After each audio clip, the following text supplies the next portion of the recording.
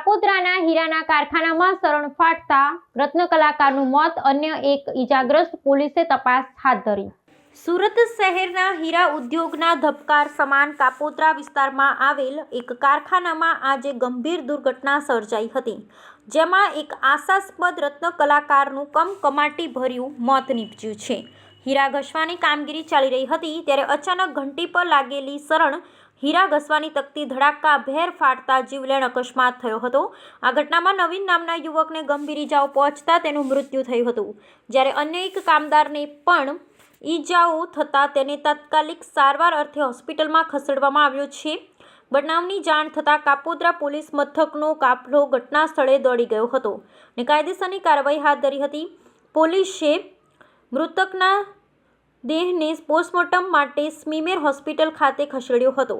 જોકે આ ઘટના બાદ હોસ્પિટલના પટાંગણમાં મૃતકના પરિવારજનો અને સ્નેહીજનો મોટી સંખ્યામાં એકત્ર થયા હતા. પરિવારજનોનો આક્ષેપ છે કે કારખાનાના માલિક દ્વારા આ ગંભીર ઘટના અંગે કોઈ સંતોષકારક જવાબ આપવામાં આવ્યો નથી કે કોઈ જવાબદાર સ્વીકારવામાં આવી નથી, જેને કારણે સ્વજનોમાં ભારે રોષની લાગણી ફેલાઈ છે. પીડિત પરિવારે કારખાનાના સંચાલકો સામે લાલ આંખ કરતા સ્પષ્ટ શબ્દોમાં ચીમકી ઉચ્ચારી છે કે જ્યાં સુધી મૃતકને યોગ્ય ન્યાય અને પરિવારને વળતર આપવામાં નહીં આવે ત્યાં સુધી તેના મૃતદેહને સ્વીકાર કરશે નહીં. આ મામલે વાતાવરણ તંગ બનતા પોલીસે મધ્યસ્થી કરી મામલો થાળે પાડવાનો પ્રયાસ શરૂ કર્યો છે.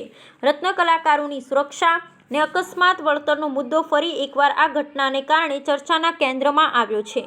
हाँ सो नमस्ते, मेरा नाम शंकर है और ये मेरा भाई है और ये भी मेरा भाई है और जो डेथ हो गया वो भी मेरा भाई है और ये सब एक ही कंपनी में काम करते हैं. ये तीन लोग, जो डेथ हो गया वो तो अंदर ही है और इसका चोट लग गया है.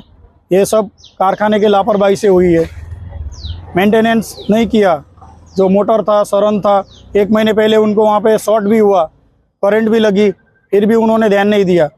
अभी ये घटना हो गई, शरण फट गया लेबल के बिना.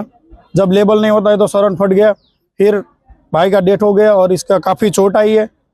अब जब तक हमको न्याय नहीं मिलेगी तब तक हम यहाँ से हिलेंगे भी नहीं और बॉडी भी नहीं लेंगे.